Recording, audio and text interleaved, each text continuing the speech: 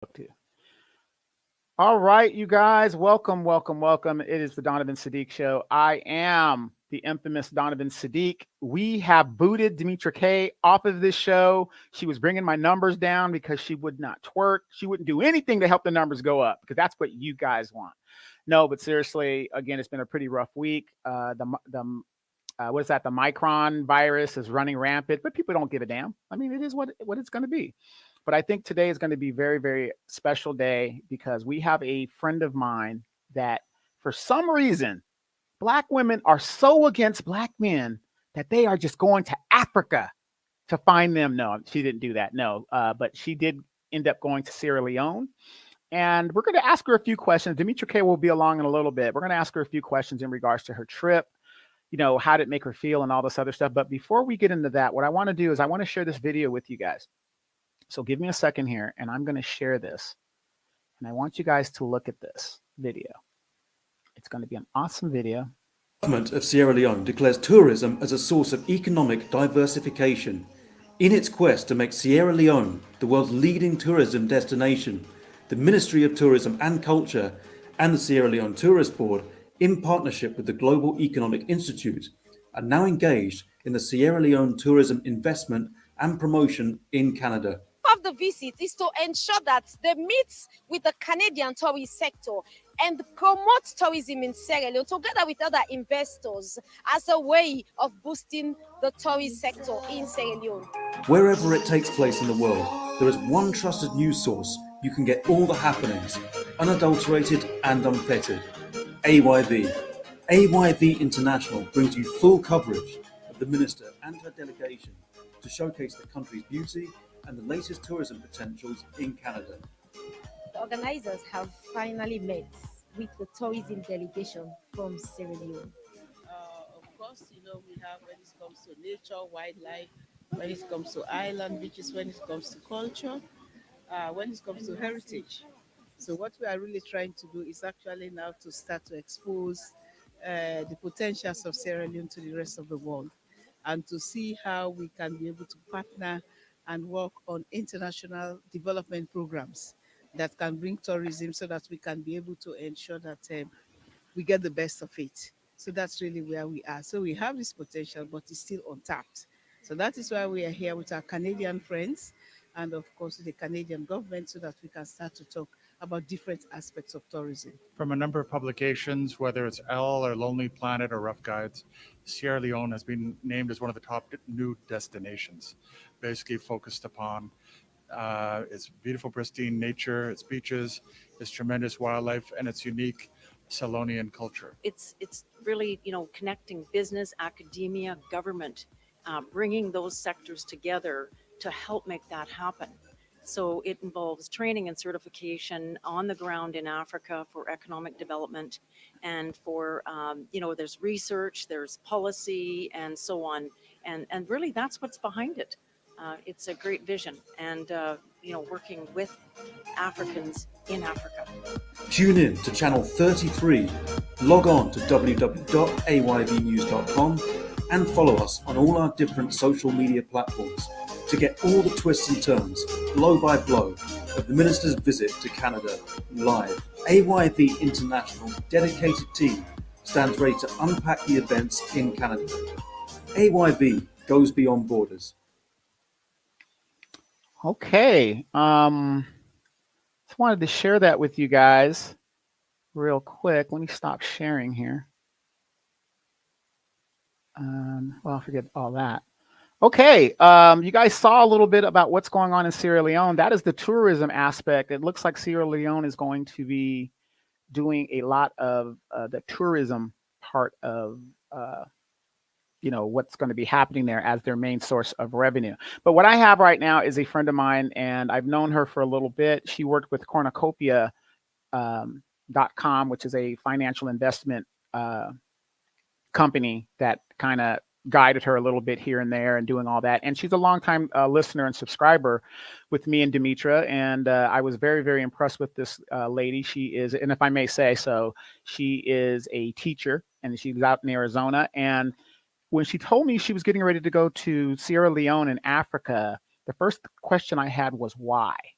and she's going to tell us a little bit about that. But before we get into that, we're going to be talking about some other things. So let me welcome you guys and welcome Miss Anita. Miss Anita, go ahead and tell us what's happening and how are you doing, or should I call you? No, no, no, no, no.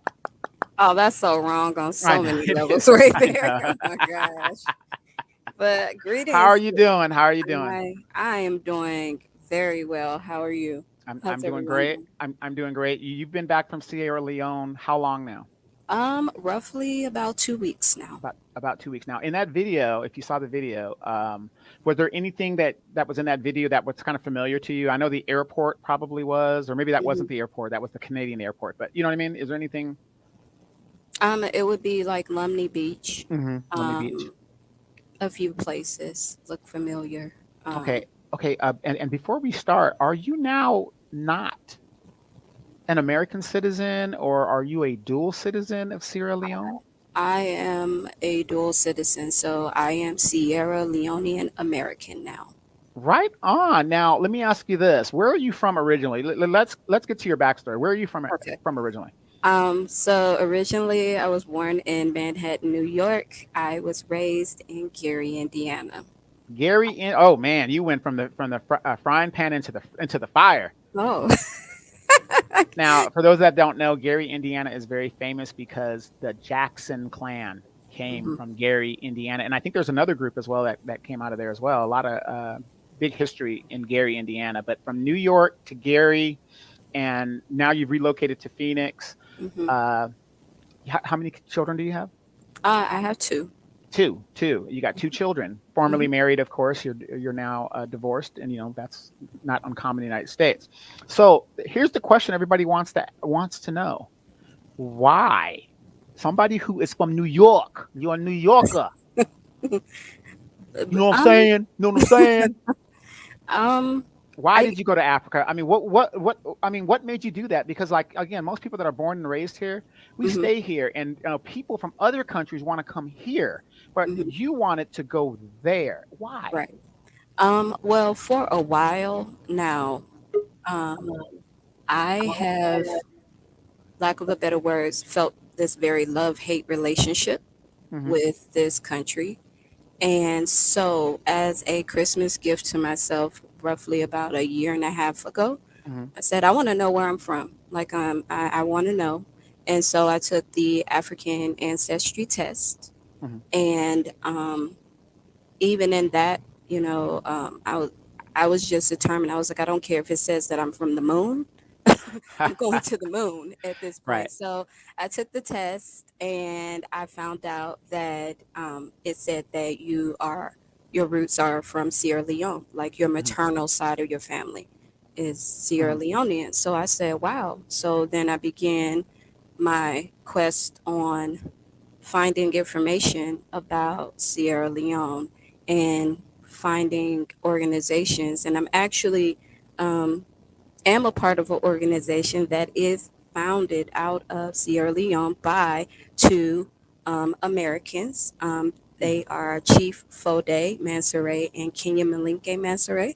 Um, I've recently been, um, I would say, not nominated, but I've recently become the international ambassador for the Gullah Leone Union.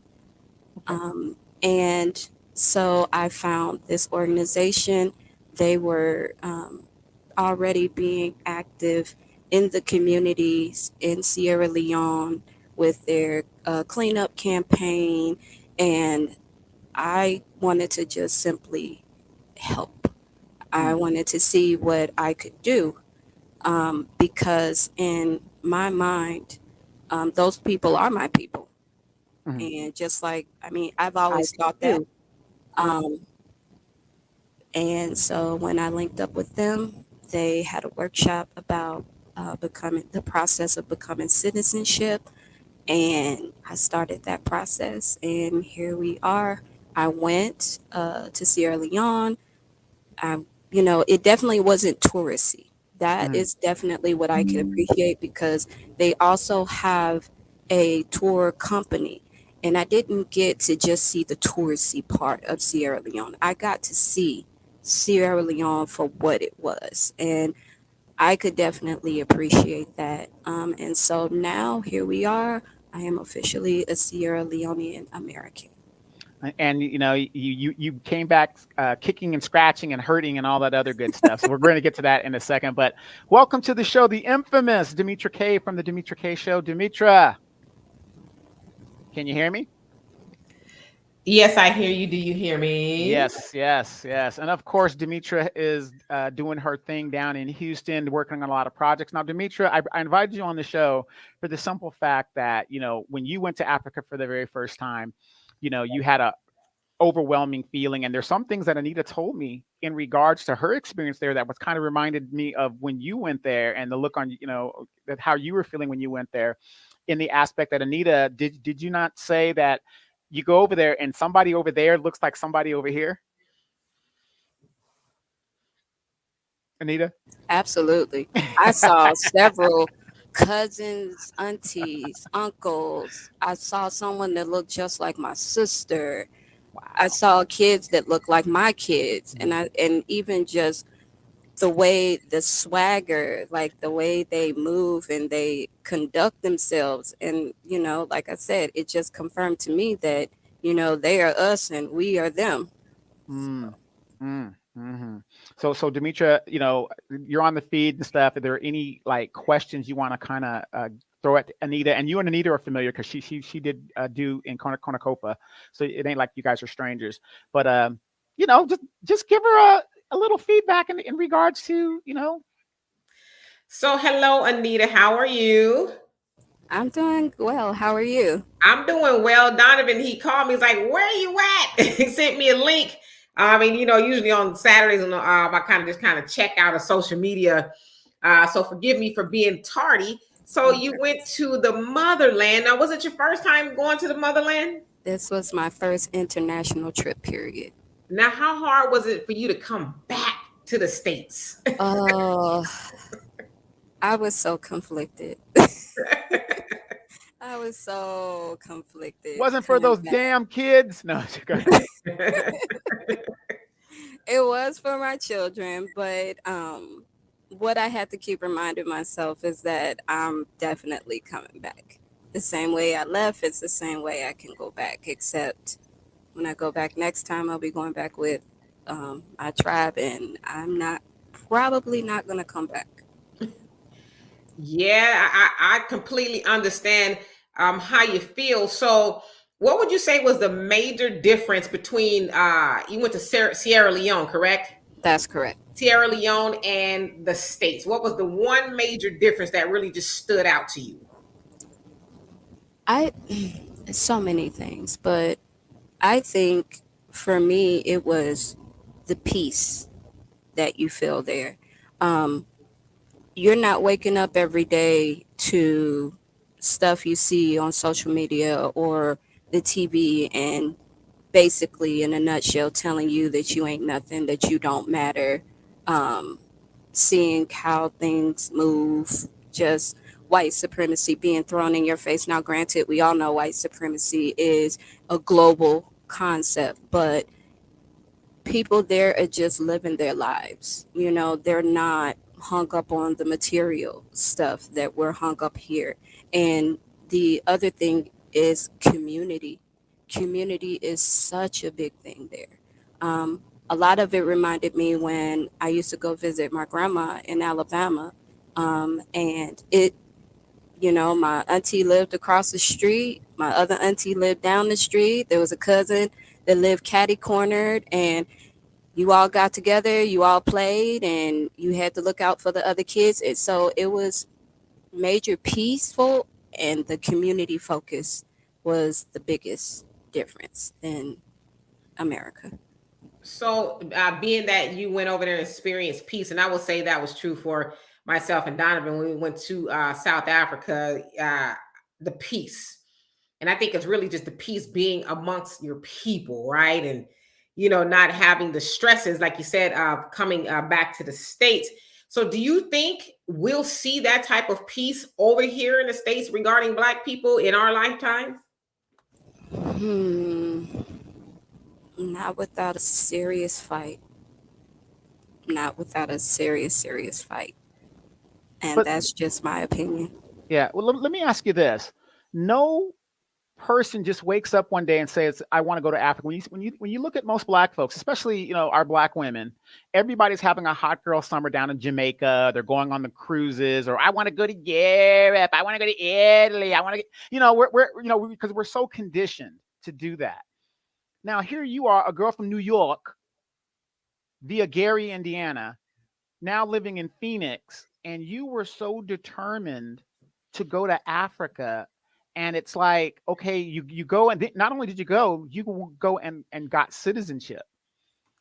What drove you to do that? I mean, is are you just tired of this, just the thing that's going on in America, or you just said, you know what, there's other beautiful places in this world that I can live stress free, and what I mean, what was your drive to do that?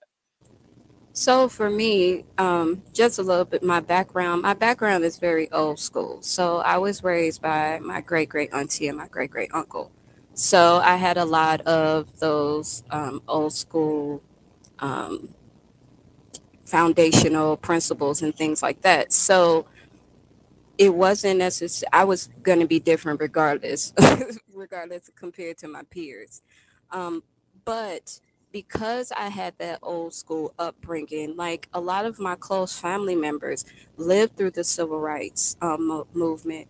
I can remember my great great auntie telling me how her mom had to go and scrub floors to put food on the table. And, so when you have living people who's lived through those struggles and lived through all of the stuff, I'll just say stuff that we've endured in this country, I feel like you should want to learn a little bit more. You didn't just get here by accident. I've always believed in the philosophy of Marcus Garvey when I read it in school, and Malcolm X, and even MLK. I feel like we owe it to ourselves to go back to Africa. Even for lately I've been running across people who believe that they don't have African heritage, even though they are Black like me. I feel like it's worth looking into. I feel like it's at least in my family, it needed to happen because there's so much history that got lost. And I mean, as you know, a lot of us, we pass down tradition orally. And so when a lot of the elders in my family transitioned on, so did those stories. So if Africa is the starting point to try to put those pieces together, then I say every Black person owe it to themselves to at least go to Africa once. I totally agree with you. Now, are you the first in your family, your immediate family, or even your family in general to go to the motherland? I'm the first in my family in total to go. And So then so how did your family, or what did they say when you told them you were going? Um, I think it was, to be honest, I didn't tell a lot of people that I was going. I mean, I'm going to be honest. I didn't tell a lot of people. I had a very small circle of people who knew. I had very few family members that knew that I was going. So a lot of them, I didn't say anything until literally to like a large group until I was leaving, like literally at the airport about to get on the plane. let me interject right there. Now you just said that you didn't tell a lot of people, and for whatever reason, whatever reasons. But tell us about some of the people you did tell, because I noticed that when I talk about going to Africa, the first thing I get is negative feedback, and I ain't left no nothing in Africa. Did you experience any of that?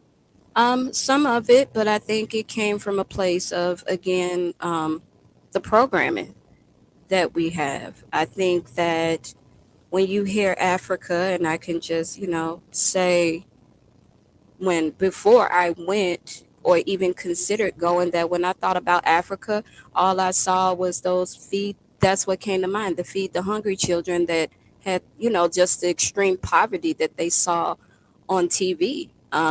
Or you hear about the civil wars, or you hear about, oh, they're doing all of this. But it's until you really open your eyes and say, you know what?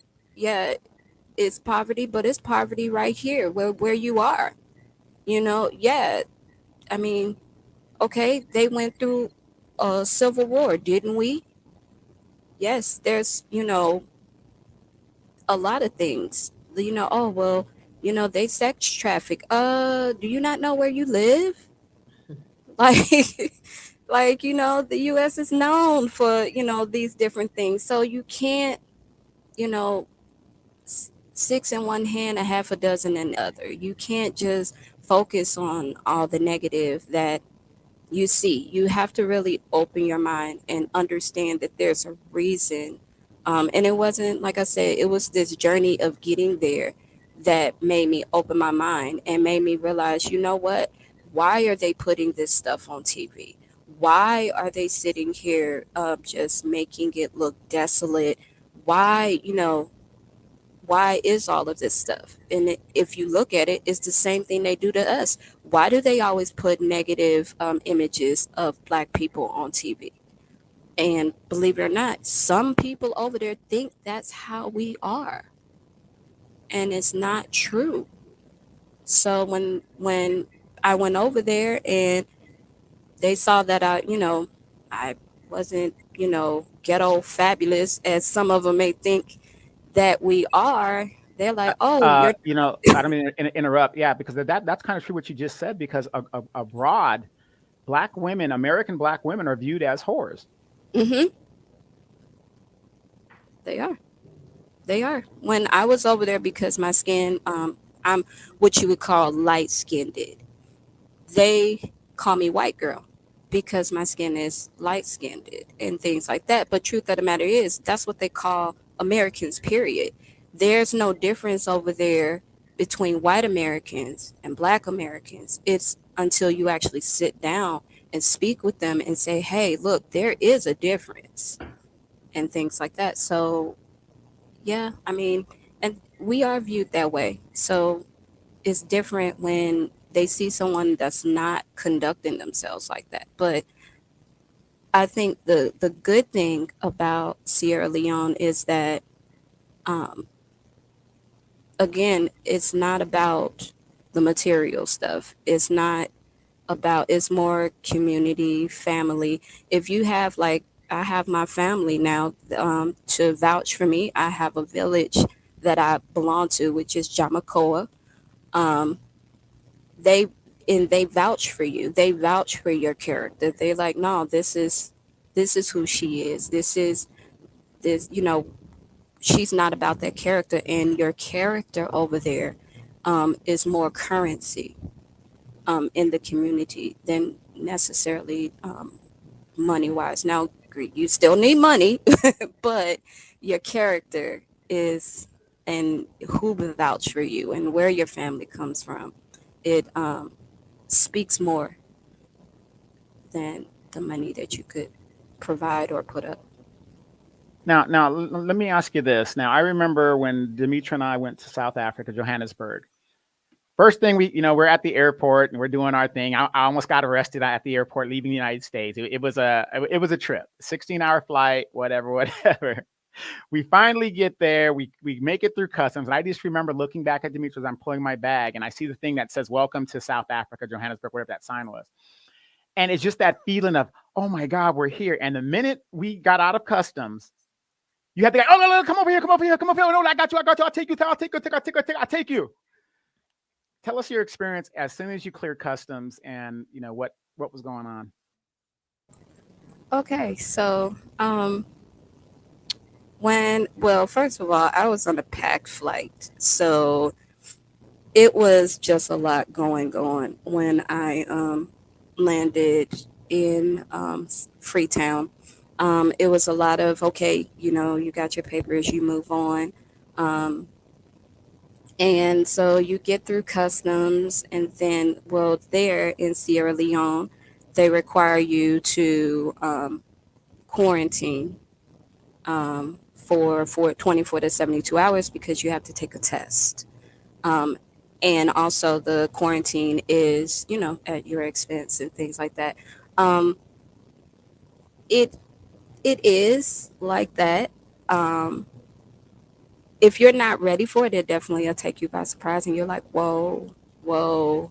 So I immediately got on the phone with what I call them my brother and sister. Like, what do I do now? Because a part of me kind of freaked out a little bit because I was like, I don't know what's going on, and it was just a lot of people. It was a lot of people coming home for the holidays, so um, it was just a lot. It was overwhelming. But again, that was the blessing to me to have somebody on the ground that could guide me through the process. Because otherwise, if my brother and sister, well, Kenya and Chief Fode, wasn't available, wasn't on the phone, like on standby, telling me what to do to go through that process, I would have been lost. Now, when you got there, did you get a SIM card to kind of have your phone work a little bit better, or did you just wait for the Wi-Fi like I do? I'm cheap like that. I'll go to the Wi-Fi thing if I can get the thing out. But um, you get there. It's a new country. You see all these black people, and you're just. I mean, I'm not saying were you afraid, but were you like overwhelmed at the fact that just that feeling of I'm home? That's exactly what I felt. That's exactly what I felt. I mean, I live in Phoenix, Arizona, and if you don't know the demographics of Phoenix, Arizona, I would just say go ahead and Google that real quick. But I never knew how much I miss being around black people until I got there. Um, as far as my phone goes, I have T-Mobile. I had them unlock my phone. I made sure that I had service over there. It wasn't um, like I didn't physically call anybody because they charge for that, but I could still use WhatsApp. I could still text. I could still get on the internet. It wasn't a big thing, but it was an amazing feeling. It really was. I can't. That's the only way to describe it, is that feeling that I'm home. I wasn't scared. I wasn't shook. I was just comfortable, like I'm going to my grandma's house in Alabama.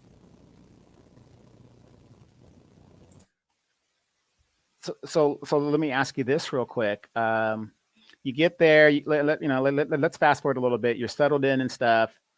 And I know you were on a program because you had to go get your citizenship. How was let's talk about the food. Demetria loved the food over there. So let's talk about the food. Oh, the food was amazing. um, I the food is so, because of how rich the soil is there. It's like, okay, the food there is just great. Like I went and visited Jamacoa, like they grow their own vegetables. They have like acres of um, of food that they grow. And one of the things that they grew was cassava, and they actually made fufu and agusi, and that was the first time I ever had it. Food that they And grow. I was just like, wow, this is so good.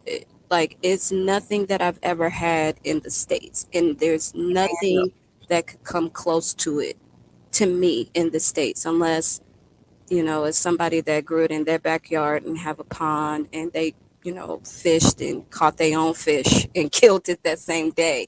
Um, but like they had this rice that's called country rice. Again, it's nothing like I've had over here. And over in America, because I have all of these allergies and digestive issues, there's certain things that I can't eat here. Like I don't eat meat here. But over there, because the food is rich in nutrients, like the beef, for example, they prepare it, or they prepare it very halal style, because Sierra Leone is predominantly a Muslim country, but again, they're very religious tolerant there. Um, it's fresh, it's clean, it's not all of these pesticides, it's not all of these um, processes, it's not going from this place to this place to the store. Um, so the food was amazing. Even my host, and she can burn, honey. It was. I think she cooked one time. It was cran, which is the equivalent of what we would call greens. Amazing, amazing. I was like, I want to know how can I get this to the U.S. She wouldn't tell me, but that's okay. So, but no, the food is great there. Like, I ate meat, I ate chicken, I ate beef. I had no fish. I had no allergic reaction to it, as opposed to being in the U.S. I had breads there again, as opposed to being in the U.S. A lot, like I totally broke my diet over there. Um, because there was no allergic reaction for me there. Whereas here, if I come here in the States, if I eat it, I might have to use my EpiPen. So that's the biggest difference for me between the States and Sierra Leone. So, what is your next stop in Africa, or will you go back to Sierra Leone? I will go back to Sierra Leone, but there's also a bicentennial in Liberia that's coming up next year that I would like to go to, and my family would like to go to. And because I am a Sierra Leonean citizen, I don't need a visa to go to some of the West African countries. So Liberia will be one of those countries that I don't need a visa to go to. Right now, and now speaking of citizenship, real quick, what was the amount or the process? I mean, how long does the process take to become a citizen in Sierra Leone? Because I know Demetra wants to go out and become her people are from what, Nigeria, mostly Nigeria, even though she's a member of the Zulu tribe, but her people are from Nigeria. So It's okay.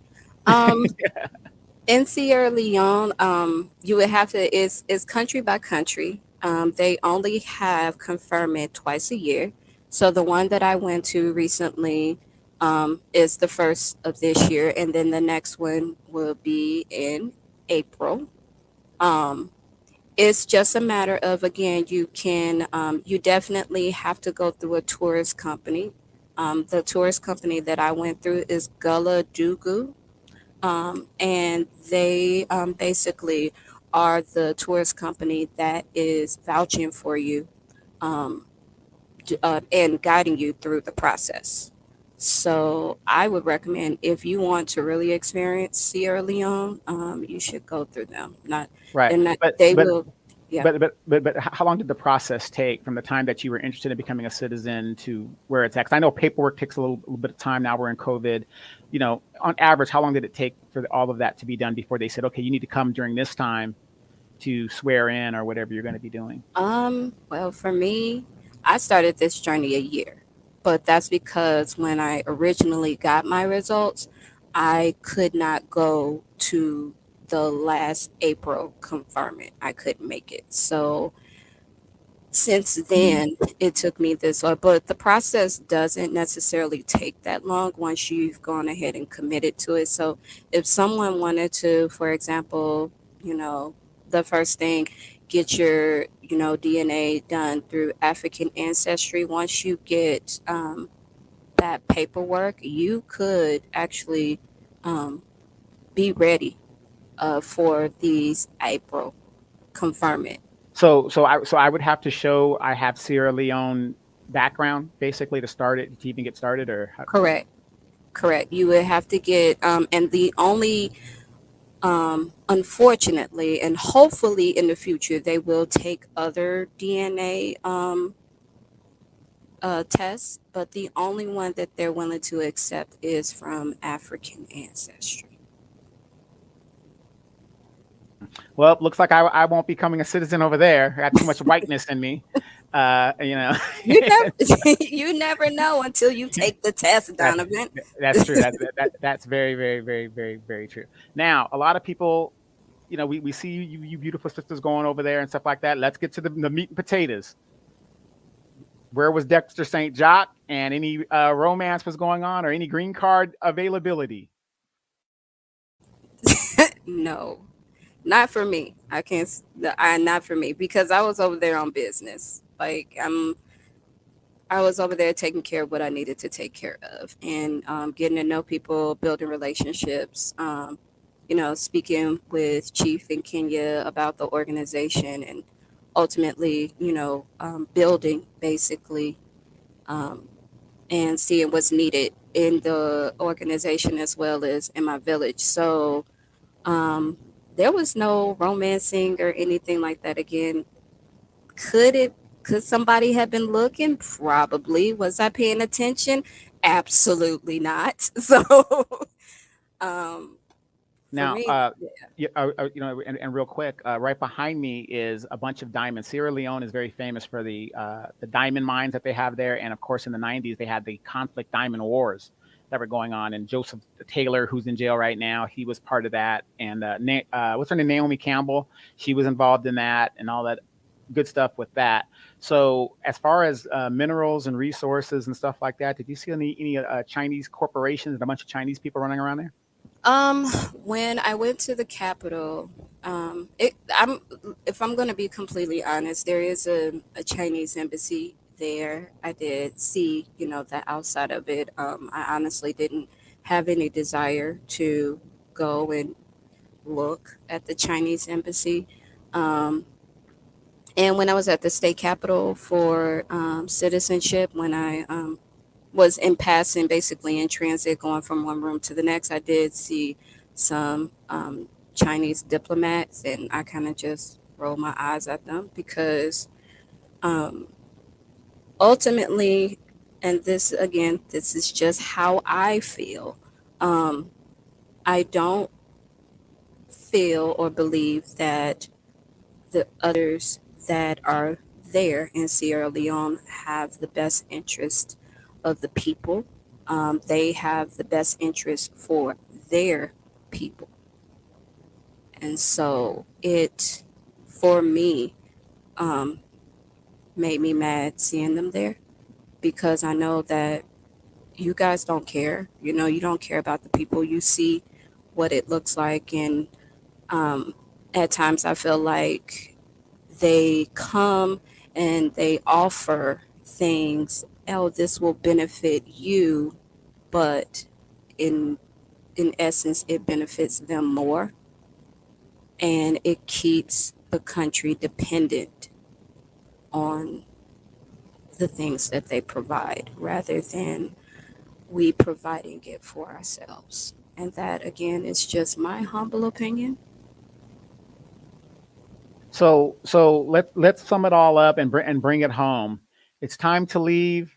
You're getting on that plane, or you're gathering your stuff. You're saying goodbye to all your tribesmen and all that other stuff, and you're on that plane and you're on your way. I mean, how are you feeling?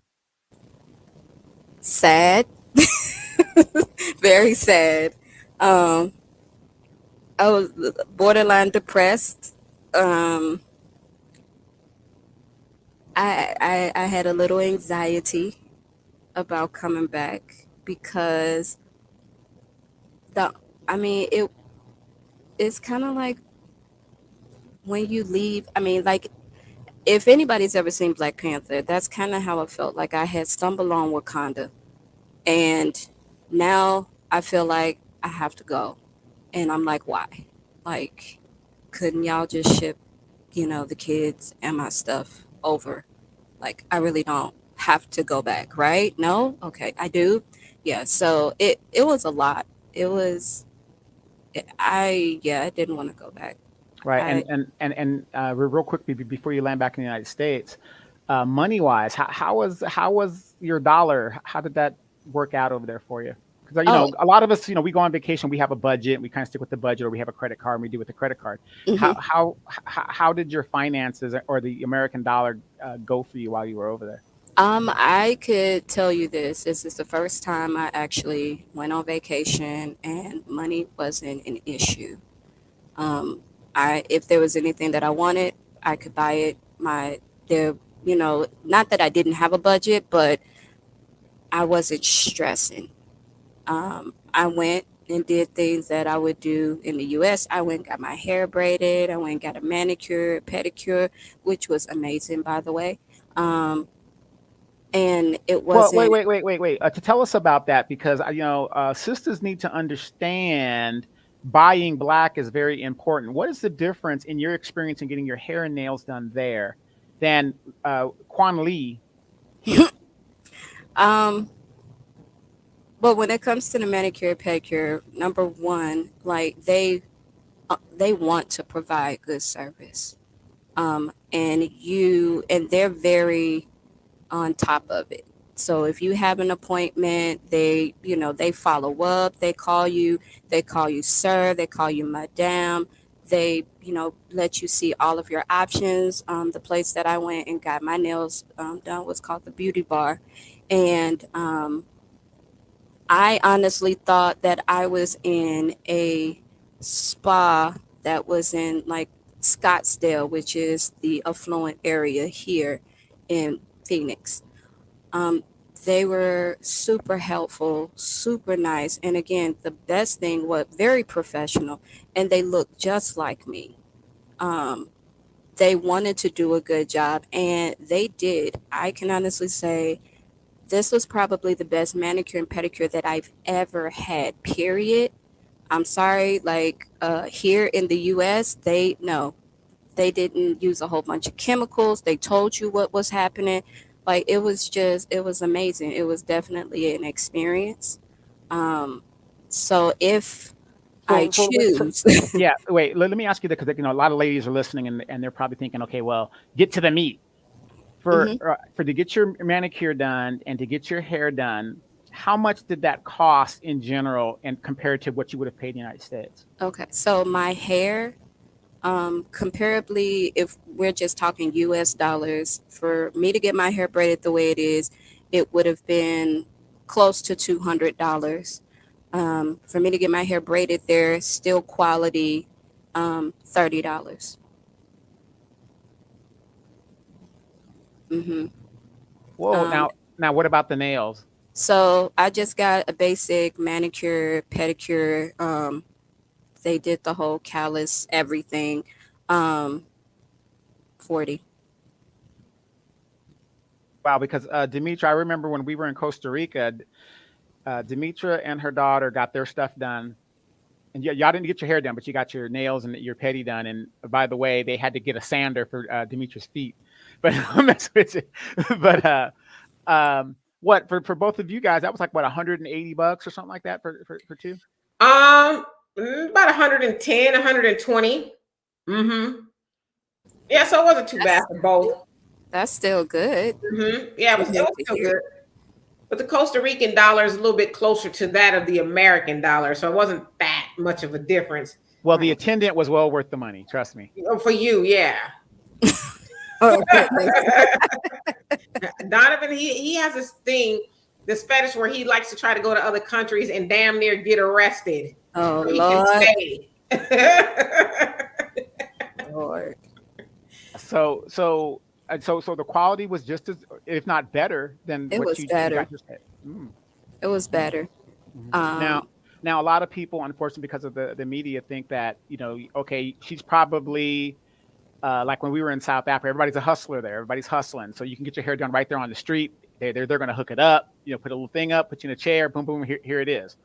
Now here, like you said, you're in Scottsdale. It's the upscale area. Now, are there a lot of jungles there? What did you see? Tarzan, cheetah, anything like that? oh my gosh. No. No. Well, and the only reason I'm saying that, I know that isn't the case, but a lot of, especially our people, they are so conditioned to think that Africa doesn't have anything. They don't have civilization. If they do, But it's those little mud huts or the ones we saw in Soweto and cardboard boxes. man, but that's the thing. Like for example, the village that I got adopted to in Jamacoa, like they have structure, they have chiefdoms, they have people that hold office, they have a way of conducting themselves, and they have their own little government. So it just blows my mind to think that, oh, people just think people are just running wild and things like that. No, they have their own government. They have the way that they conduct themselves. They have rules and regulations. They have people that makes the decisions. You do this, you do that. um, when myself as well as others got adopted into the village, it was not only my village heads that had to co-sign, because it's not just that village, it's a chiefdom that consists of many villages. And every representative for every village in that chiefdom had to come to the ceremony and give their stamp of approval to adopt us into that village. You see what I mean? So I guess to me, it just blows my mind that even now, here it is in 2021, we still think that, you know, Yeah, there's nothing everything over is, there. There's yeah, nothing over there. Why there's do y'all need to go? right. And it's not like that at all. There is, codes of conduct, and there are consequences when people break code of conduct. Oh Again, yeah, I'm a yeah, part of a, organization that's boots on the ground there. And there's a code of conduct with our partnership with that village that we right. have to abide by. Now, now, So, now. mhm, Speaking of which, when we were in South Africa, 70% of the people are in abject poverty. While I guess what is it, Demetrius? 10 or 11% of the white people control 70% of the wealth. 1090. So Yeah, 10% was the white people's about 10% in South Africa, and they own 90% of the wealth. right. So in Sierra Leone, is that applicable there as well, where white people? Because when we were in South Africa, we could go to the east side of the town, or was it the west side of the town, and it looked like you were in California. They had the malls there, they had the Hilton hotels. Their compounds are closed off, and they had their little places. Now in Sierra Leone, I've never been to Sierra Leone. I've been to Liberia. I've never been to Sierra Leone, but is that kind of the same way where the white folks or the Europeans or whoever, white folks, whatever, that they're kind of living their own best life? um, if I'm gonna be completely honest, is the I like to call them the unmelanated. Um, you'll see that everywhere. There, that those who, um, you know, classify themselves, and I say that classify themselves as white, are at the top, and those who are classified as black on the bottom are on the bottom. And it's simply because, we have this wonderful, or not wonderful, but this thing that's called global white supremacy. So you see that everywhere. It's just in Sierra Leone, the unmelanated, is Asian or Lebanese or white, but they all, you know, conduct themselves as, you know, those that are white. So again, honestly, like I said, I saw, places that look like places in Gary, Indiana, where I grew up. Oh no, I'm sorry to hear that. Jesus Christ. Well, Gary, Indiana was pretty rough Well, it when was I rough. was That's what I'm growing saying. up. When the steel But industry went down, Gary is still trying to recover. It yeah, reminds me of Stockton in exactly. California. It looks like that. It did. But again, you'll see it everywhere. You'll see it everywhere where you have people that, and I'm saying black people, I'm not going to say people of color, but black people. And the unmelanated are the ones that are on top. It just that one is in the States and the other is in Africa. Yeah, That's Subline Prince number 32 asks the question: is that a country currently at war? I don't believe they are, but you're like again. I think you're thinking in the 90s during the blood conflict diamond wars that were going on, but currently they are not at war, to my knowledge. no, currently they are not at war. Yeah, so that's awesome. So let's sum this all up and stuff and get it together. What would you tell somebody who is thinking about going to Jamaica, or they want to go to Italy and they look like us? And would you recommend a person to go to Africa, be it Sierra Leone or any other country in Africa? Absolutely. I would absolutely recommend, because um, even for our brothers and sisters that are in Jamaica, I'm pretty sure people should be aware that um, the transatlantic slave trade basically dropped a lot of our ancestors off in Jamaica, in the US. They dropped us in South America. But ultimately, your roots, if you trace them back, if you choose to, you will find that they come back to Africa. So I would absolutely recommend anybody to come go to Africa to see it. But when you do, you have to take off your westernized mindset and your westernized goggles.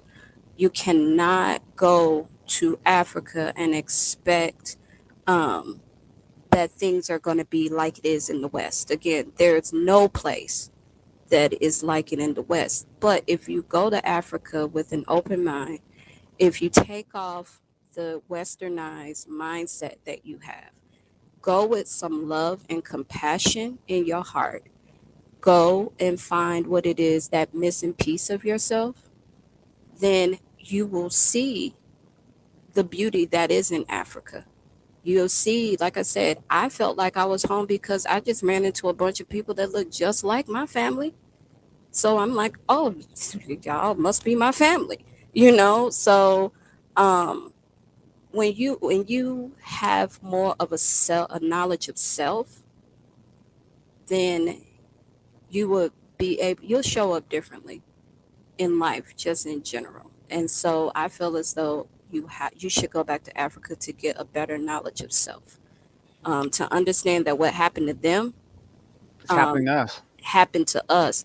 The problem is we got taken away from Africa and we were stripped of our Africanness and forced to put on this thing Mhm. that I like to call it, whereas they still have those roots and their connections. And every day that they walk out the house, they're told that they have to now put those identities and those down. They have to leave it at home Mhm. and go and put on this, speak English and things like Yeah. that and Yeah. conduct themselves in the world. Even though they don't, I think that's just a form of rebellion. They speak Creole, which is, if you've been exposed to patois or um, any like language like that, you should be able to get it. But they had the same thing happen to us, except they were in their country. So, Okay. again, just have compassion and go with an open mind. Right. Demetra K's got some things to go, but Demetra, is there anything you want to add in regards to Anita's trip or a question you might have before you get out of here? And so just like to say hello to everybody that's on there. I would just really co-sign what she said. I mean, just realize that our brothers and sisters in Africa are just that. They are our brothers and sisters. Um, Again, like she said, it was just a bolt stop. That's really the difference. And so once we realize that they are our brothers and sisters, then we'll stop the divisiveness that we often participate in, which is why I call myself a Pan-Africanist. I don't call myself the other stuff. And you guys know the other stuff I'm talking about, because at the end of the day, it's going to take us globally as Black people to get on the same page and to move our race forward, as Marcus Garvey asked us to do over 100 years ago. So I'm glad that you were able to go to Africa and experience Africa. That's really all I can say. It's just really kind of hard to describe it unless you Agreed. actually go and experience Africa for yourself. I completely agree. Absolutely. Well, Demetra, thanks for stopping in and stuff like that. We're going to continue this. I'm going to continue with Anita and pick her brain a little bit because we got another 30 minutes to go. So I will see you guys tomorrow. Please like, share, and subscribe. I will be on the Demetra K show tomorrow. And if that's at 3 p.m. Pacific Standard Time, which is 5 p.m. Central Time, please stop by and see Demetra and I on the show there tomorrow. So, Minyana, my friend, thank you. All right. So now let's get to the real questions. Oh, Dun, Lord. dun, Okay. dun, dun. No. That is awesome. That is awesome. So let's get it. You're flying over the United States. The pilot says, "Ladies and gentlemen, this is your captain speaking. Please recline your seats, get everything ready. We are about 15 minutes out toward Phoenix, Arizona. Welcome home." What were you feeling? That's not my home. To be completely honest, that's Yeah. not my home. This is a temporary spot right Mhm. now. Mhm. Mhm. But are you seriously thinking? I mean, seriously. I mean, you're still a young woman. Hmm. Um, about possibly moving to Africa. Yes. Seriously. Mhm. Um, What? Wait!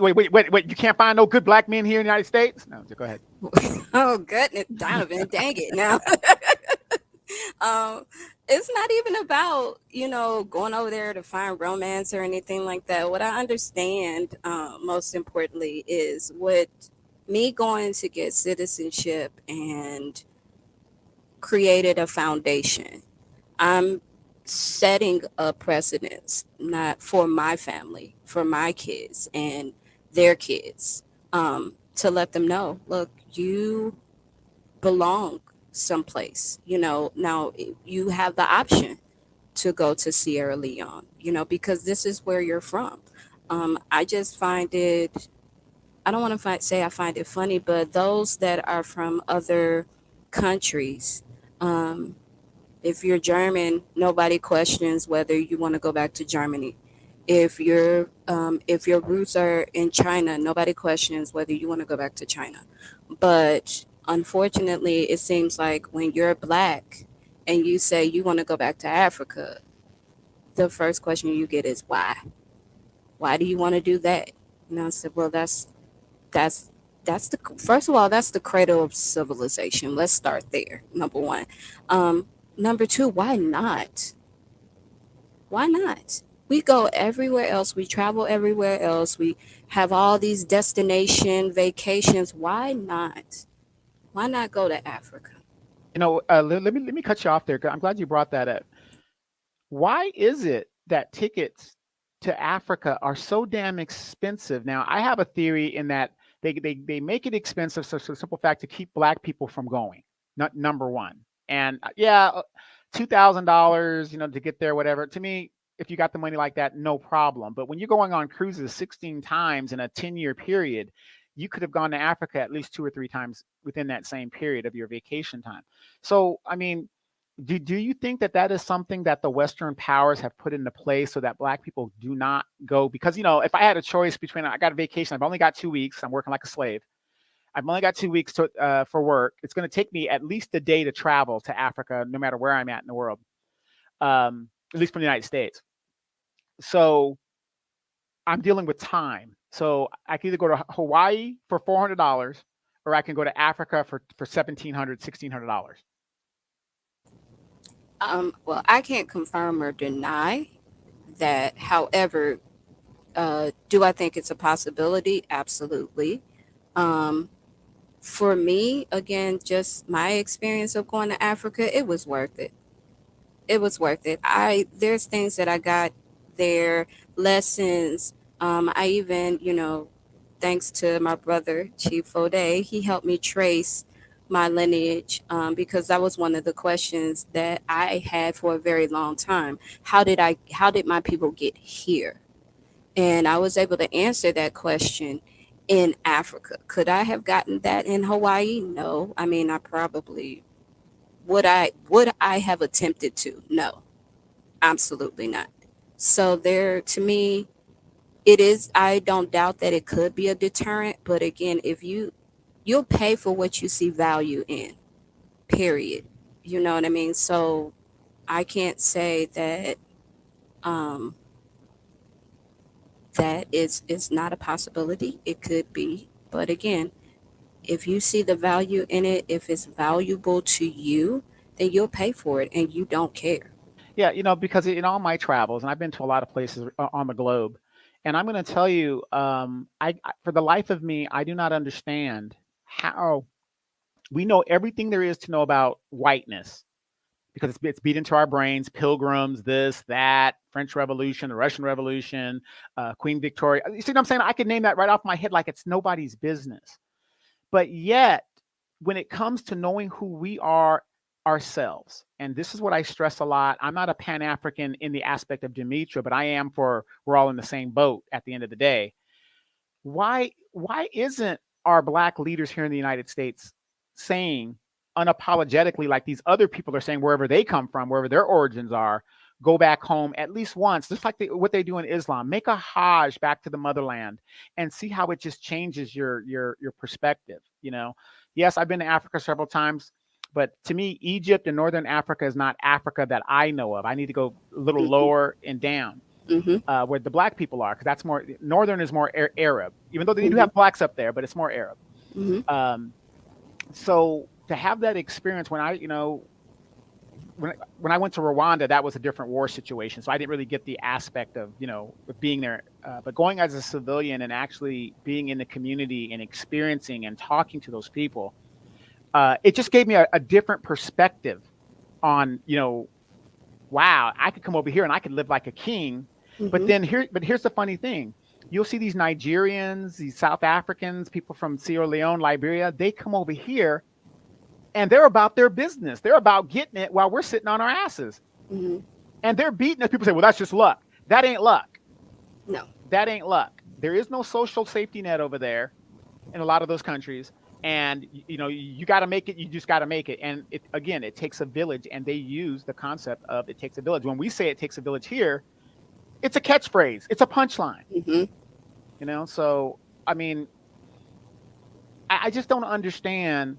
Out of how could you live on this earth 50 years, as I've lived on this earth 51 years, and you haven't been to Africa once, and yet you got it. You got money like that. You got the Mercedes. You got the big house. You got all of these things, but the fact that you never stepped foot, because before the excuse was you didn't have the resources because grandma in the 60s and stuff were being desegregated and stuff like that. You have all the opportunity and the freedoms now to do it. And you've got the money because you're working 2 jobs. You've retired from the military. You've got a Right. federal job. You've got all that. And yet you haven't stepped 1 foot in Africa. I think it's just honestly with our people here, it really takes you actually stepping out of being willing to question what you have been taught your entire life. To me, that's pretty much how I started this journey. Being willing to, to question what I've been taught.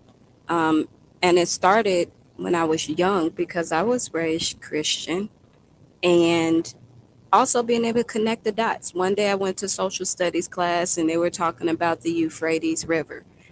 And then the next day I went to church and they were talking about the Garden of Eden. And one of the rivers that ran through the Garden of Eden was the Euphrates. And I went to somebody in the church and I said, hey, so if the Euphrates ran through the Garden of Eden, and in my social studies book, they say that one of the major rivers is the Euphrates. The only place that the Euphrates on this map is in Africa. So is it fair to say that the Garden of Eden was in Africa? And they literally shut me down. So you have to be able to, you have to understand that you have to be willing to question it. You can't be scared. And even if they shut you down, you still have to go and find the information. You have to be willing to do the work.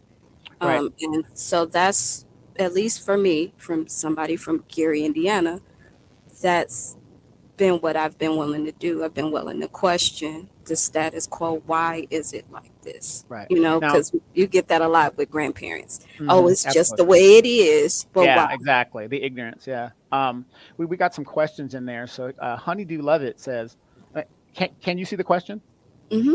Okay. She says, I'm a half hour behind, but it's easy to trade here from Sierra Leone.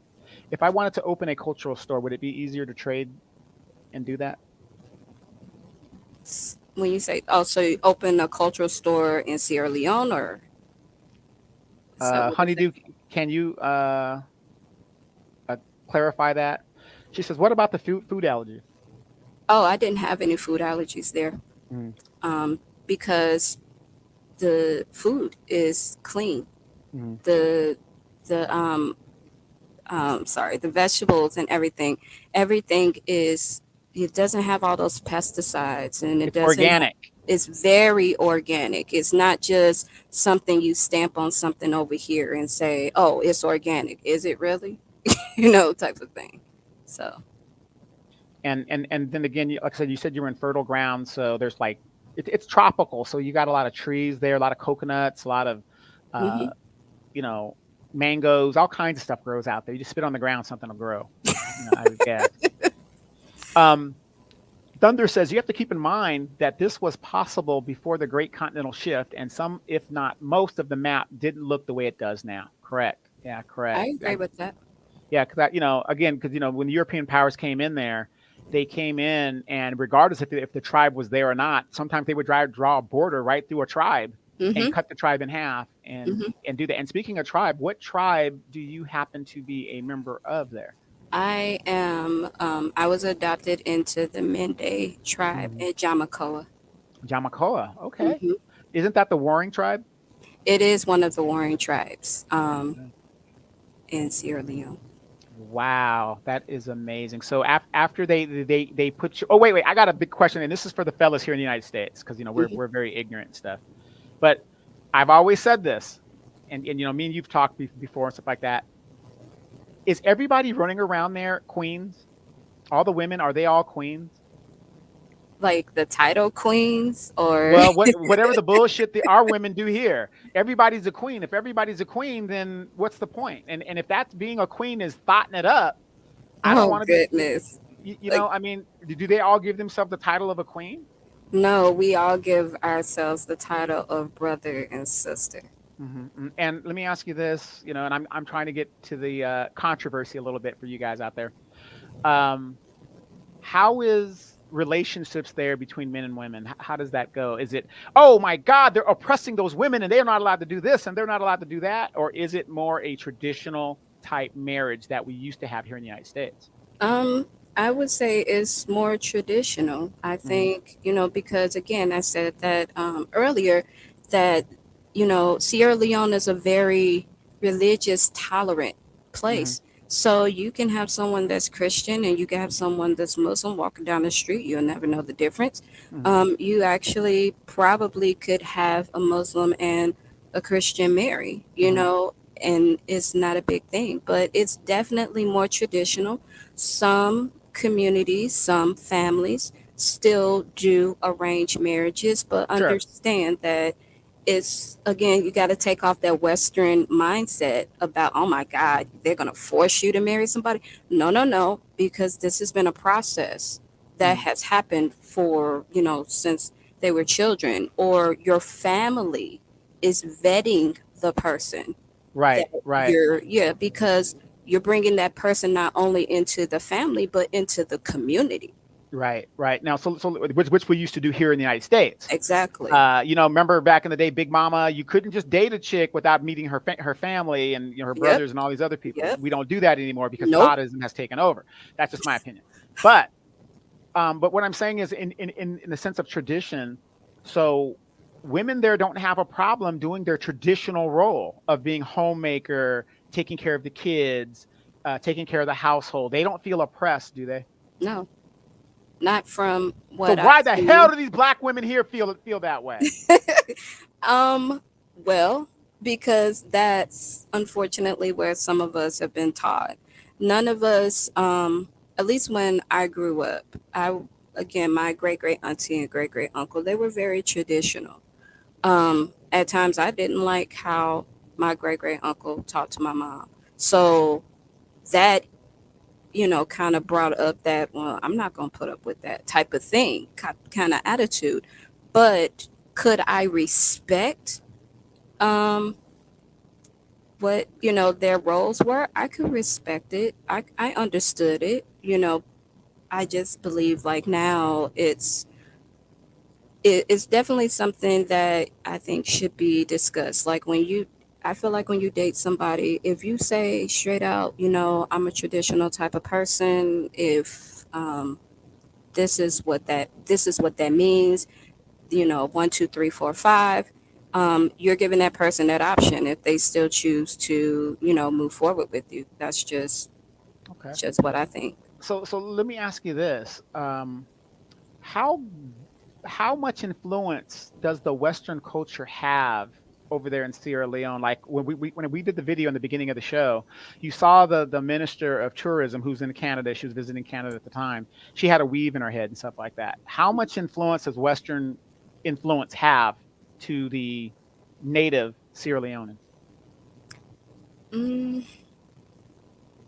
it's kind of hard to say. because, and the reason that I'm saying that is difficult to say, because there's so much that culturally that they naturally do that can be identified in America.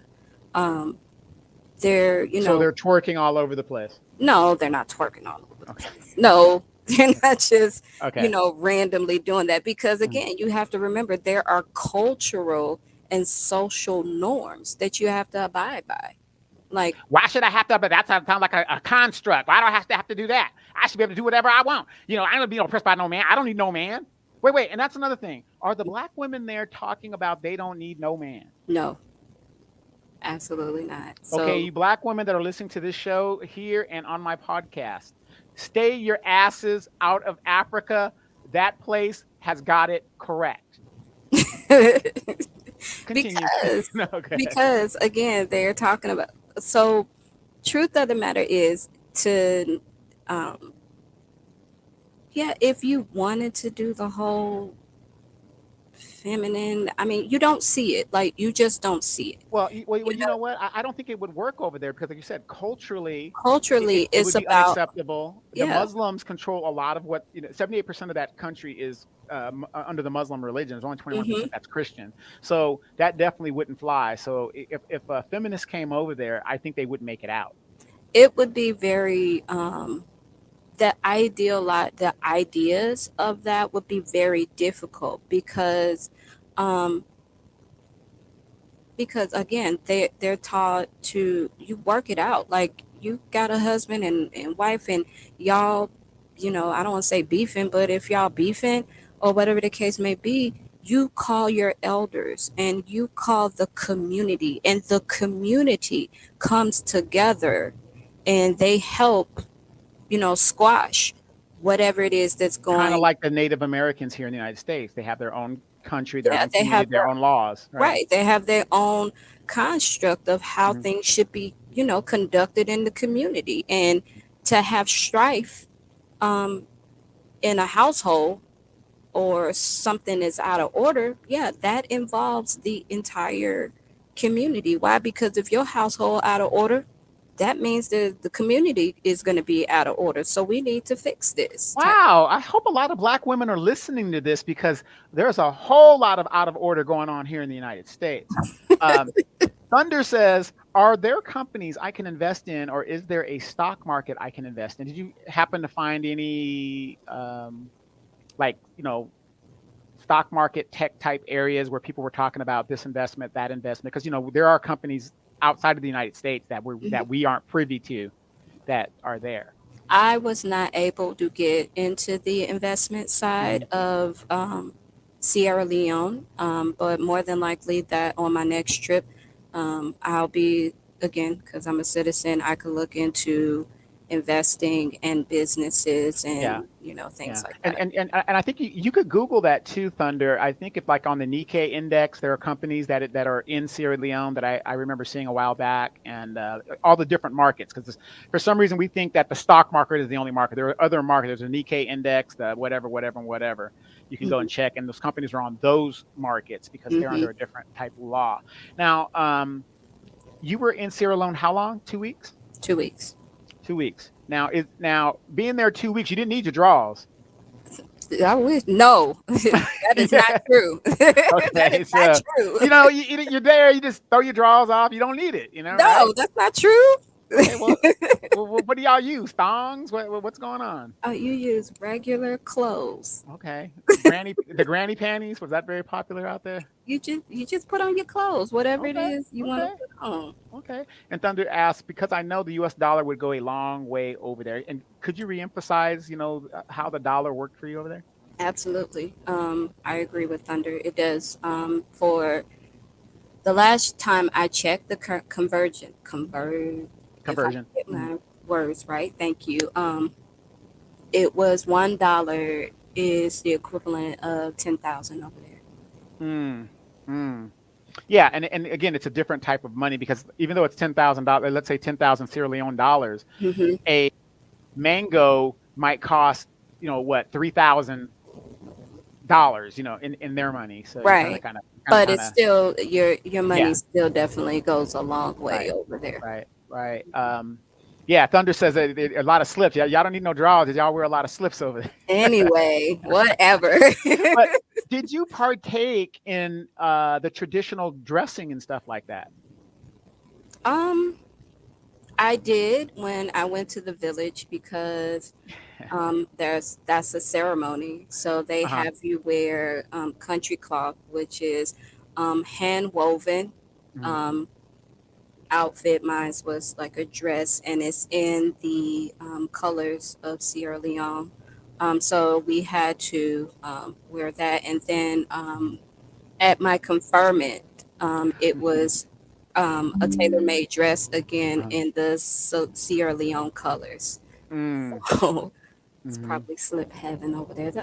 Anyway, not true. No, but don't get me wrong. I love my American ignorance because it's funny. My Hmm. American ignorance is very, very funny. But how are the educational rates in regards to children? Did you happen to, kind of, when you're over there, you're kind of studying and comparing how things are going, and you're a teacher over there. So, I'm not over there. You're a teacher by profession. Hmm. So, what is their educational job market type situation, because we got people here that have jobs all over the damn place and still don't want to work, Right. whereas over in some of those countries going to school is a luxury. It is because in certain schools, for children to go to school, parents have to pay to send Right. them to school. Mhm. So a lot of times, I did interview at one school over there, and they used the Cambridge curriculum. Mhm. So, but they do and are looking for, teachers there that, Mhm. I have a passion for teaching. But I think because the parents have to pay to send those children to Yeah. school, it's valued more. Yeah. Yeah. Yeah. Absolutely. So let's just talk about the Diamond Conflict Wars with Liberia and all the places that were going on there. Is there a lot of military ordinance going on? A lot of main people, because in war that does happen, and you see a disparity in the people, especially the poor people who are affected by war versus where they're at today. And even though it's 20 years later, Mhm. Um, did you see a lot of broken equipment, tragedies of war? Did you see any of that going on, or have they completely turned the page in that and moving forward? I think from what I saw, I feel as though they turned the page and moved forward. You do see military um, people out Yeah, in the street. yeah, but Um, yeah, that's probably their police too. But yeah. right. Mhm. No, they have police, Yeah, but they kind of dress the same, kind of. So, but yeah. but the military, they are present. The Sierra Leone military are present, Mhm. but I don't see, or maybe I missed it. Mhm. The casualties of war and those types of things. It's just a matter of, I mean, whenever there's a war, there's going to be like casualties, and it's Of course. difficult for the recovery is going to be slow, Yeah. but do I think they are in the process of recovering? Yes, Mhm. yes, I do. That's excellent. That's excellent. So, so you get to Phoenix and you're going through customs. You're deboarding the airplane. Everybody's rushing to the front of the door. What is going through your mind you're finally back in the United States and you're going through customs and you're like, did you tense up when you got back, or did you just kind of like, oh, I'm home, or 'cause like whenever I would go overseas and I come back here, I immediately go into defense mode. Like I'm like a PTSD reaction to where it's like I'm in a war zone here, so I got to be ready to Right. fight myself. How did you feel as you're I heading back? I just I did. I had a lot of anxiety Mhm. when I came back. Even going through um, customs, Mhm. and even I think it was in Washington or something like that. Uh-huh. And it was a guy there, and so they have two lines. They have one line for U.S. citizens, and then they have another For line the foreigners, right? for Visitors. immigrants. Yeah, that's what Mhm. they say. And so then it was some guy, he was in front of me talking about, yeah, I'm a US citizen and all of this. And I just looked at him in such disgust. Like, so Right, what right. what? Me That's first. yeah, like that's for like I really want I didn't say anything because I was just completely tired, but Yeah, you wear that like it's a badge of honor. yeah, yeah. So that Sad. yeah, Mm. and it is like, yeah, we're That ugly American. Yeah. the arrogance. It's like Hmm. the arrogance. Mm. Seriously? Yeah. A Thunder asks, are we able to buy land or homes? Can we invest there? Even though we're not citizens, is that something we can do?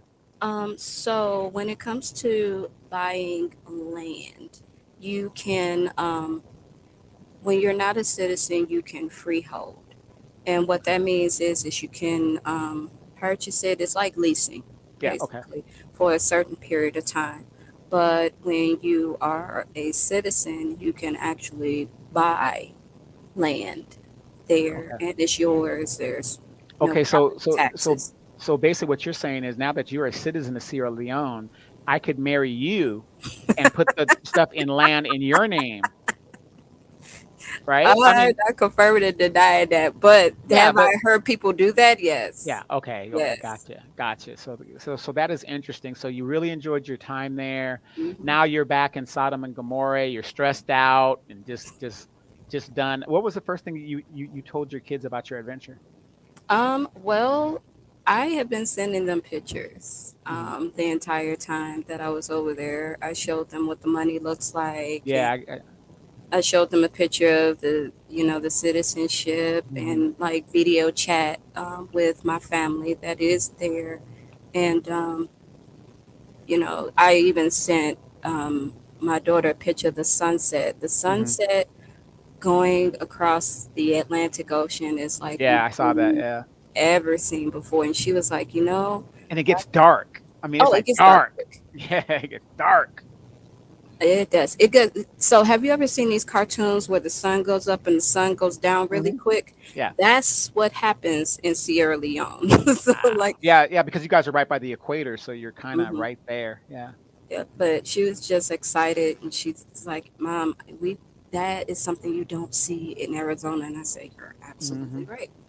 So, Well, you know what you're going to have to do is you're going to have to come back on the show and like I said, some people might be interested in visiting and hmm kind of give us a link to where who people who might want to do that journey and see if they are Sierra Leone background and maybe even become citizen over yeah, there and see what the absolutely. process they're going to do. So, the first thing I would say is to anybody that wants to begin the citizenship process, Hmm. you want to go to AfricanAncestry.com because unfortunately at this time, Hmm. the Sierra Leonean government is only accepting the ancestry uh, Okay. from African ancestry. Okay. Number one. As far as, and then you have to go through a tour company. I would highly recommend the tour company that I went through. Hmm. They are Gullah How do you spell that? Gulla E Gu. U. Just confirm that. Mm-hmm. Gullah Dugu Mm-hmm. Dugu. and G G U. U G No. U So G GULLAHDUGU. D Mm-hmm. U G U. Let's see. Got it. Uh-huh. And That on they Facebook or they have um a website. You okay. would call Yeah, and just Google it. Hmm. hmm you would call and they would do a consultation with you, and they Hmm. could actually help you start the process with becoming or going through the process. And Process. yeah, and honestly, like I said, there's nothing like having um, boots on the ground when you're going through this process, because otherwise you will be completely lost. You can easily get caught up. Well, unless you're like me, I just go full speed ahead. I was having a ball. But Oh anyway, my goodness. oh, yeah, Okay, yeah, for but no, but you're absolutely right. If you're not used to international travel, it's your first time. It can be very scary because the people are very aggressive and getting the money and they're hustling and and I'm not saying all of them are going to try to kill you or nothing like that, but these people are hustling to get that money. And right. so I just remember going into South Africa, the guy was just grabbing our bag. We didn't even ask him. And I had to like tell him, "Hey, stop, hold on," and get an assessment of what was going on. So very important. Thunder says, "Do I need meds or immunizations?" Um, Probably now, yeah, uh, so as far as immunizations, they recommend that you get the yellow fever yeah. shot. Um, you definitely want to get malaria pills, Hmm. and you also may want to get something for Or drink travel, a lot of tonic water. or you get something for travelers' diarrhea. Yeah, Um, but as far, I did not personally get the yellow fever shot because I have an allergy to sure, gelatin. So sure. there is a waiver for that, but a Yeah, yellow fever shot is required. yeah. You can always go to the State Department for that particular country, and they kind of give you all of the parameters that they would suggest that you get before you travel there and what to Hmm. expect. So that's always good to go to State Department to do that. Um, Absolutely. so so in conclusion, you're gonna. So when do you plan to head back there? Um, well, depending on some of the ventures that I have going right Hmm. now, So basically, what she's saying is, if she gets an offer that she can't refuse. Hmm. I would be possibly looking at the fact. Oh, Yeah, cool. That's I didn't know that. That's yeah. good. You have That's sickle cell something. trait. Hmm. Um, September, hopefully, fingers crossed. Okay, okay. So basically, right now, you and your kids are boxing up your stuff just in case you get that call. So I would like to hope so, but you mm, never know at this never know. point. Hmm. Especially with everything that's going on in the world. But again, I know that everything happens for a reason. This happened for a reason. So Hmm. I am just looking Well, for.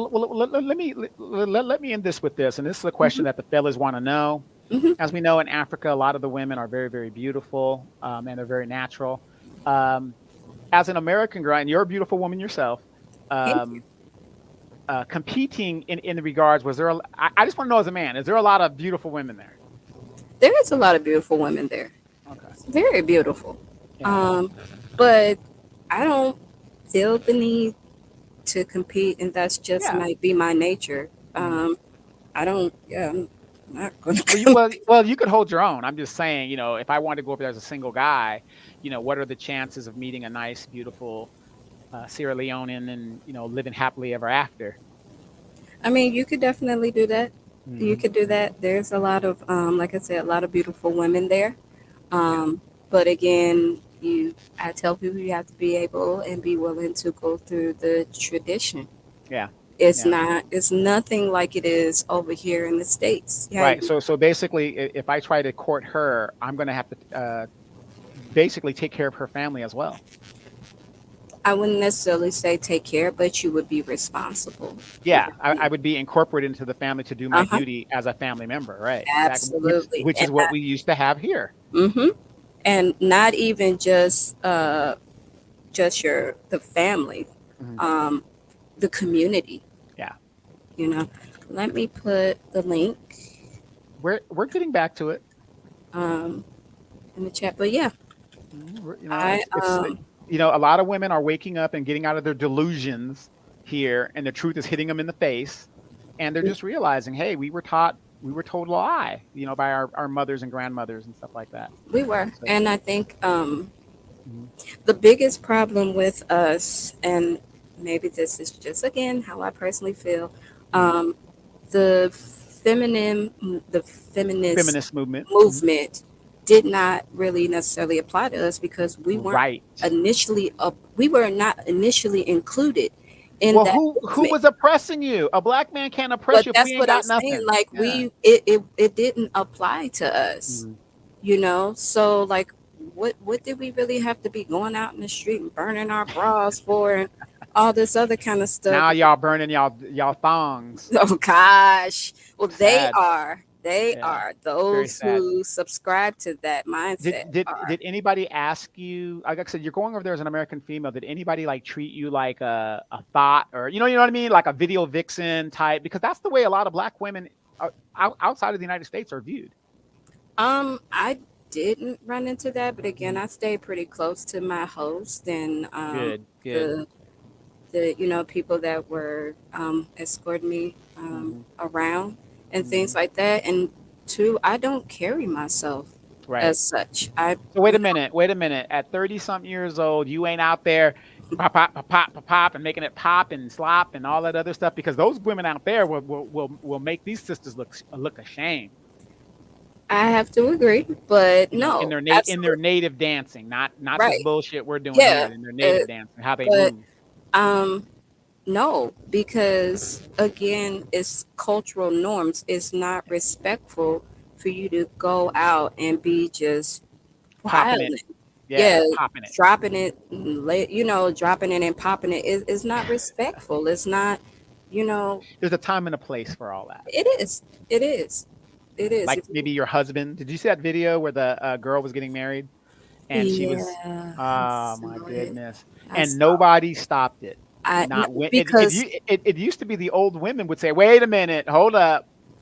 Now nobody says a word. yeah, I know. I was like, wow, she did that in front of Mimo. That's so wrong. She did that in front of me as the groom and all my boys. I don't want my boys seeing what my woman's working with. Right. And You know? I again at some point you just like, okay, yeah, I understand. First of all, I'm gonna just go ahead and be real. The people that were her bridesmaids, they are not your friends, Right, okay? They are right. not, because your real friend would have told you the truth and like, girl, I Hmm. don't think you should have did that unless Not after the uh, fact. you Yeah. shouldn't do that. Second of all, the man, at some point you should have got up and said, you know what, it's over. You should have grabbed your jacket, covered your woman, and kept it I would have moving. got that thing annulled right then and there, because, like I said, I don't want to marry a thought. I want to marry a wife. Right. So, So I think somebody had a question. Kate, okay. do you need to start a A business business, and can I get a job? or can you get a job? It depends. Um, what your profession is. I Hmm. mean, by profession, I'm a teacher, so and I know teachers are always needed. So Everywhere. Hmm. everywhere. So it depends on what your profession is, but um, again, you could start a business, but the company that is in the chat in the link, you Hmm. could definitely speak with them, Hmm. and they can do a consultation with you and talk about your options. Hey, a couple $1,000, boom. You could be a silent partner in a good business, and kind of, work that out. There's always a ways around. The dollar always speaks. Right. So, but again, because I'm not boots on the ground and I'm Yeah. super new to Sierra Mhm. Leone, I couldn't tell you all of the information that would go into that. But again, the link that I put there, you can sign up for a consultation, and they've been there for over 10 years, so Okay. they know, Sierra Leone like the back of their hand, and they could definitely guide you in the right direction. Absolutely. Well, Miss Anita, I really appreciate you coming on the show and giving us your insight and of your adventures and what people should expect and what they should be doing. If not, give them a perspective. There's other places besides Jamaica. There's other places besides cruises that they should kind of go and just experience. There's a whole world out here. There's a whole world Absolutely. out here, and there's over 53 African countries on the African continent that Absolutely. that you can visit and stuff like that. And I really hope you come back on the show and give us insight on other things as a teacher. And then when you go to Africa, if you're over there, it'd be great to have you correspond with us so we know what is happening. You'll be the boots on the ground there and be like, hey, this is what's happening over here, and this is what we got. And I think that's very important that we expand people's minds. And you've got two children that are looking forward, I'm very sure, to going to Sierra Leone themselves to see it for themselves. And again, we just got to keep moving forward and doing doing what we got to do to expand people's minds, because when you don't know, you just don't know. I agree. I agree. So, I thank you for having me. yes, Yes. you're welcome to come back anytime. Yes, definitely. I'll be looking forward to coming back. All right. Awesome. All right, you guys, there it is. You guys, please like, share, and subscribe. It's Saturday. Do not forget, do not take dad's last piece of chicken. You don't do that. We don't do that in the United States. And please, if you guys, in all seriousness, if you guys ever get a chance, please go and visit the motherland. It is a place that will change your life completely. I'm Donovan Sadiq, the Inland Empire Informer, as known as the Recovering Democrat. And I'm just going to tell you guys, check me out tomorrow at 3 p.m. on the Dimitri K Show. And we're going to chop it up and talk about a few things that have been happening. Did you guys see the Charlemagne the God interview with Kamala Harris and how she jumped up and tried to defend Zaddy? I mean, she was mad when, Charlemagne was basically telling her, hey, you have us voting for you and you haven't produced anything. She got pretty upset. So we're going to hopefully talk about that a little bit later. But you guys, I can look at that. Yeah. You got to go check it out. I mean, she was going off and she had no answer. If you look at if you guys that have seen the interview, go check it out, because if you guys notice, she kept talking a lot. And what that is she's trying to run the clock out. She's trying to run the clock out. So if you just keep talking, instead of answering the question, and we heard if you saw the show, Simone Sanders, Mammy Sanders, oh, time, we got to go. And that's what they do. They do that all the time. She never really answered the question. It's just plain black and white. What have you done for us lately? You haven't done a damn thing. So hopefully we can talk about that, and we'll do that. But again, Anita, definitely come back on the show. I think you are a good conversationalist. It would be something to kind of hang with us every now and then. But you guys have a good night. Be safe. I will see you mañana. Talk to you guys later. Have a good night. All right.